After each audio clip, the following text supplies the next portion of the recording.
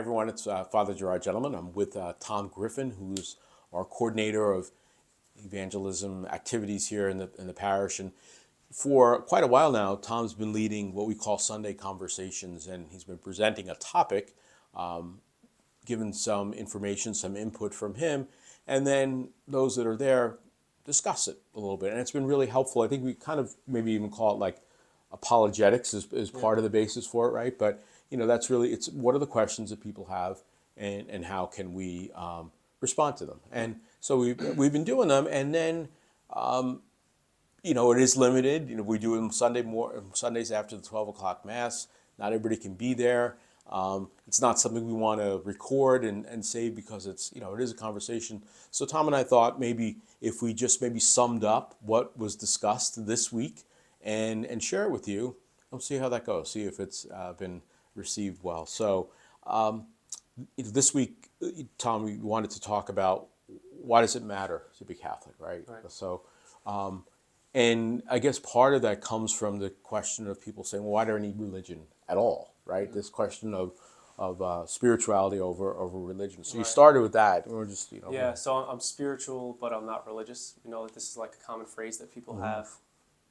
It could be a reason why they leave the church or their other faiths. So it kind of is a good way to start the conversation if we're being Catholic at all. But I think it also is a good example of what we do at Sunday conversations, which is like people tend to look at the faith as something that they don't have to do, or maybe they don't feel as connected to it. Mm-hmm. So it's a good way to start the topic, but also summarize kind of what these conversations are about, which are people struggle with topics in the faith, and we want to try to provide answers for them. So if I'm spiritual but I'm not religious, it's kind of like I can do this on my own, right? I don't have to get the rules from the church. I can kind of figure out my prayer life, who God is, on my own. And I do think that's a common way that people think. Yeah, I did like that you said that too, and I think because there's that idea is that I set the rules, and it's not relational. It becomes the way I decide things are, and there isn't an openness to it. So you talked a lot about relationship, right? That's what that's what religion is about: relationship with God and others. So what is what is spiritual? Inside the context of if somebody's going to believe in God, right? Now what? Now what do I do? So. Mm-hmm. From the Christian perspective, God is a relationship. He's a trinity of three persons. And we know that love kind of rules our own lives from the way that we treat our families and how we prioritize time with them. So if God is a relationship and God gives us the church to live out that relationship, it only makes sense that you're going to spend time kind of inside church structures. You're going to spend time at Mass on Sundays. But also just diving into all of the different church teachings that are offered, because they're not things that are trying to control us, but they're ways to live that allow us to become fully human, right, and fully Christian. So I think that the church, and many times people look at it as it's imposing all of these things on me, but all of our relationships, like relationships with my wife, my kids, like they impose things on me. I have to do things for them. So if you love somebody, you want to spend time with them, you want to talk to them, and I think the church offers that, and that's why Jesus gives it to us. And it's the fruit of a relationship too. It's not, I'm receiving from the other.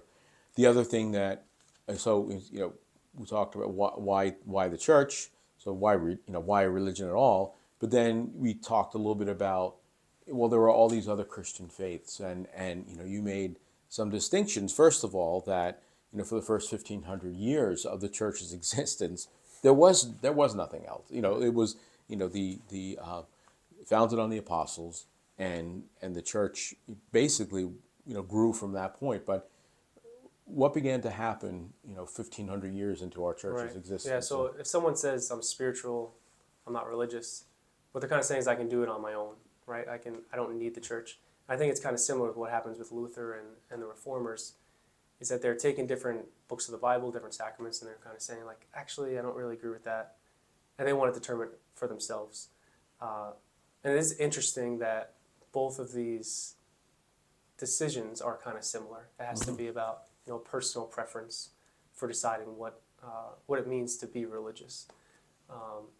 So whether they're changing the sacraments, changing books of the Bible, the beauty of the church is that if we have a question, like we know where to go with our question, right? We can go to the church fathers, we can go to the catechism. and that we're not off on our own on an island trying to figure all this stuff out by ourselves. Yeah, and that's the, we talked about community before too. It's not just communion with those that are around me today, but this communion of those who have gone before us. And I think that's one of the challenges for anybody, but particularly young people, that it's very much about what I know right now. Everything before me was a failure and a disaster. Yeah. And so for us, when we talk about church, we do want to talk about the community, the communion that we've had with our entirety of history. Right. Because there's people from all over the course of history who have fallen in love with God, and they've done so like through the church. The church has facilitated their love for that. And we did talk a lot about apostolic succession, about how these other Christian denominations, once they rift from the church, they don't have valid ordination, which means that they don't have confession, they don't have the real presence of Jesus in the Eucharist. And I didn't know this, but it sounds like the bishop had a similar experience in his own life. I which is shared very with the powerful. group today in Bishop Baris' story, our bishop here.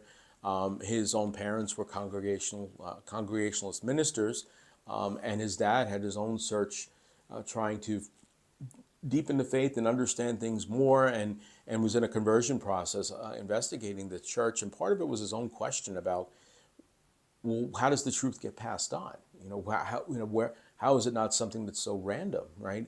And understood that to be what the church was and the apostolic succession, and then the irony of it is that his conversion, led to his son passing on his faith to his son. Bishop Baris, was baptized by Bishop Fulton Sheen, who was a wonderful evangelist, right? And now Bishop Baris not only becomes a priest, but becomes a bishop and is a successor to the apostles, which was the essential launching point for his own father's conversion. So it's a pretty interesting story. Sure. We talked about the other faiths. Sometimes they come from some scandal or something wrong, it's perceived.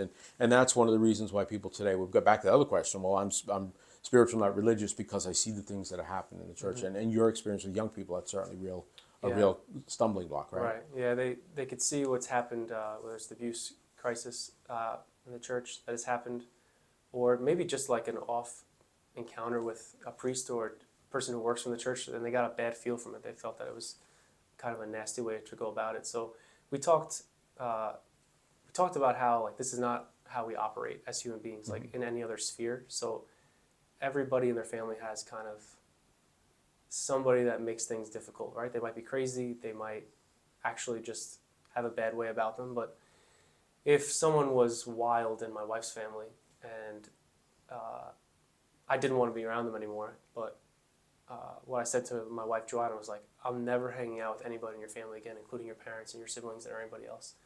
But she would be very thrown off by that. It wouldn't make sense to her because if I love her, I love everything about her, and that includes her family. And I'm not saying there are imperfections in her family, but if there were, you don't just desert your family for something wrong that has happened.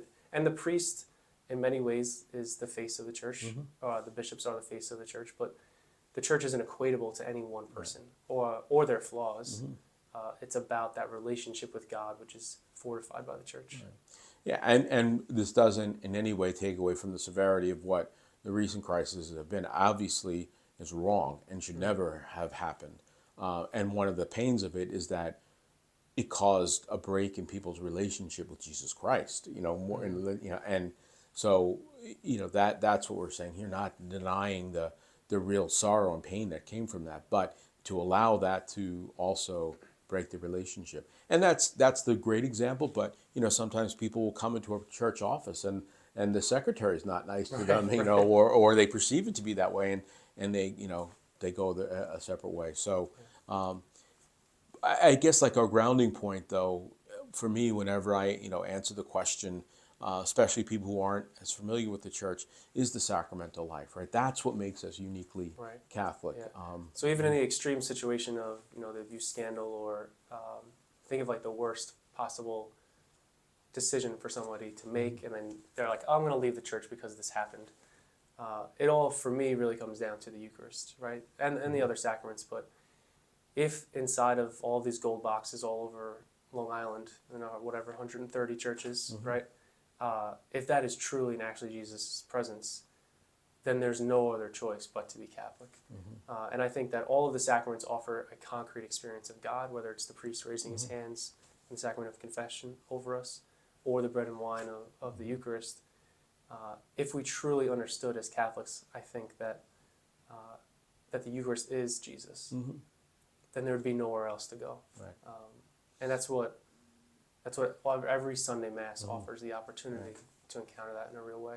Yeah, it's the great question of St. Peter, Lord, to whom shall we go? Right? That's, we know there are faults and failings, but where else are we going to go? And the sacramental life, I think, is so important for us to realize that there is something that is beyond our human experience when we're talking about the sacramental life. We're talking about the divine. We're talking about the eternal. I almost always at some point in preparing couples for marriage, or even in the homily, will point out that the idea that a man and woman could stand there together at one moment in time and commit themselves to being together for the future is a crazy proposal. Yeah. It's an absolutely crazy proposal.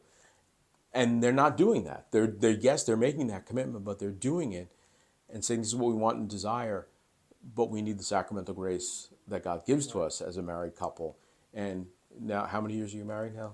It'll be 5 years. 5 years, okay. Yeah. So it's a little different than the wedding day, right? You've faced all this, and I'm sure you can come to tons of examples saying it's the grace of God that has helped us in our marriage, not just the strength of Tom and Joanna. No way. Yeah, you need some type of glue, some type of strength. I think to get through life. People are hurting in so many different ways, whether it's illnesses in the family or things that happen that seem insurmountable. So I gave the image of the Spartans. Right, I love some of these Spartan movies, but the Spartans had something that they called the glue in their training, which was these little boys would link up from a very early age with the person next to them, and they hold their shield above them.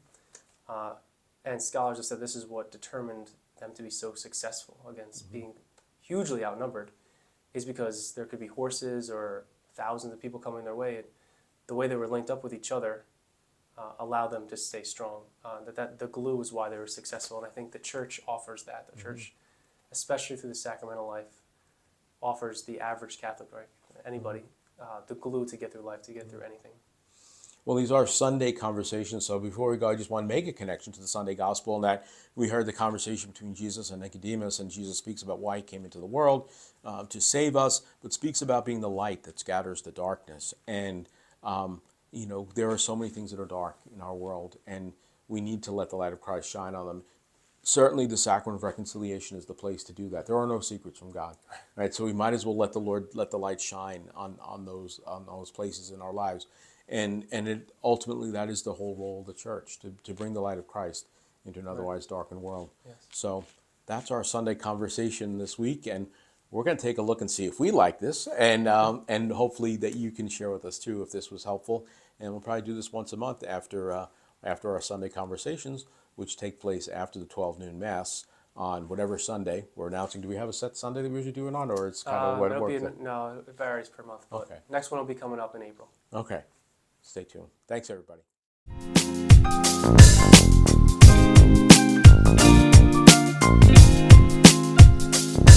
Thank you.